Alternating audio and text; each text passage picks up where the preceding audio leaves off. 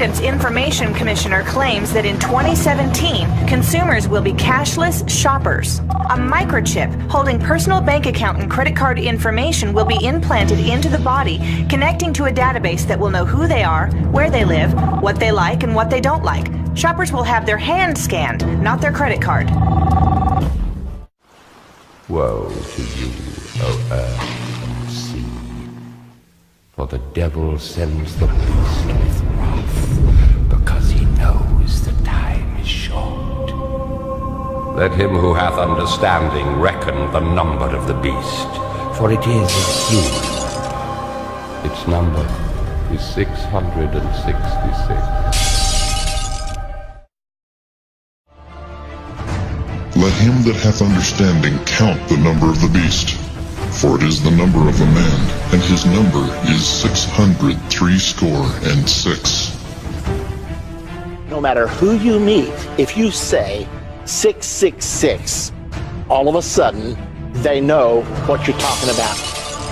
2,000 years ago, John the Apostle received a revelation from God, predicting the arrival of the false prophet and the man of sin.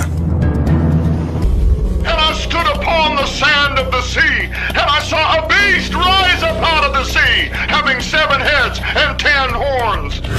The most powerful nation on earth is set to betray its citizens, with new mandatory revisions to citizenship and constitutional privacy. And he causeth all, both small and great, rich and poor, free and bond, to receive a mark in their right hand or in their foreheads, and that no man might buy or sell save he that had the mark, or the name of the beast, or the number of his name. We want to investigate how close we actually are to implementing the mark of the beast. We're going to find out that we are closer than most people think. Now, the prophecy foretells a time when each of us will have a mark or a number without which we will not be permitted to buy or sell. It paints a picture of a system of total control. A system touted as a national security necessity is being used to build a database where the biometric identity of millions of Americans will be gathered and stored. We're meeting with the president in order to formulate legislation that would require every person in the United States of America who is employed to carry a biometric identification card with them. And he causeth all, both small and great, rich and poor, free and bond, to receive a mark in their right hand or in their foreheads. And that no man might buy or sell save he that had the mark, or the name of the beast, or the number of his name. The president put in a lot of money in the stimulus package to advance medical records so that if you have the chip, you can carry the records with you. They can stick it in a computer. They can know all your situations. They'll have a GPS chip in there so that they can measure everybody, every instant, no matter where they go. Your ID card would have either your fingerprint, your thumbprint on there, or would have a reading of the veins in the back of your hand. If any man worship the beast and his image, and receive his mark in his forehead or in his hand, the same shall drink of the wine of the wrath of God, which is poured out without mixture into the cup of his indignation. And he shall be tormented with fire and brimstone in the presence of the holy angels and in the presence of the Lamb. Researchers are developing sheets of ultra-thin, ultra-flexible electronics that can stick to your body. These electronic skins, or e-skins, can bend when you flex your elbow and twist when you rotate your wrist. Researchers are just beginning to imagine all the medical innovations that could come from these e-skins. University of Tokyo professor Takao Somea has been developing electronics that are flexible, bendable, and stretchable for 10 years. Somea's goal is to create electronics that are as pliable as human skin. And he's come a long way in a decade. This is Somea's latest prototype, an electronic sheet that is 10 times thinner than plastic kitchen wrap. It is light enough to float through the air like a feather. The first challenge in manufacturing e-skins is to find a way to produce flexible electronics. Somea fabricates his circuits using thin film transistors, which can be printed on plastic films. These films are well suited for synthetic skins because the material is cheap and easy to handle. Somea's material can be stretched, folded, or crumpled up like paper, but the electronics on it still work. That's why it might be useful for biomedical applications. This lightweight material can cling to human skin, and it can bend and stretch as people move their bodies. eSkin could be used for health monitoring systems and wearable medical instruments. By adding sensors to the circuits, researchers can measure the electrical activity of an athlete's muscles or a hospital patient's vital signs. One day, it might even become synthetic skin for robots or humans. Anyone who takes the mark is immediately thrown into the lake of fire. There's no grace, there's no mercy. It's just, you've got the mark, bam, you're in a lake of fire. If you pledge allegiance to the Antichrist, you will be eternally damned according to the Bible. How would you like to have an RFID microchip implanted underneath your skin? Or maybe an electronic tattoo that sticks to your arm or your wrist? Not only does it look badass and trendy, but it's also every bit as useful and complex as your smartphone. Now, I know it sounds like something futuristic or even something out of a science fiction movie, but guess what? The future is now. Not only does this technology already exist, but it's already being developed and implemented at a rapid and accelerated pace as the technological elite finally begin to bridge the gap between our digital and physical identities. It sounds like science fiction, placing a microchip under the skin to get you in your door, to start your car, or maybe give your doctor your medical history. Or what if your child were to disappear? Would you be willing to place a chip in your child if it might help them bring them home? Barry Davis recently looked into what all this technology is about and the possibilities of this science. According to the National Center for Missing and Exploited Children, more than 2,000 children are reported missing each day. Most are found, some never are. But what if there was the technology which could help bring those children home? And that technology was no bigger than a grain of rice. Elliot! Oh gosh. He's on the swings. Oh hi.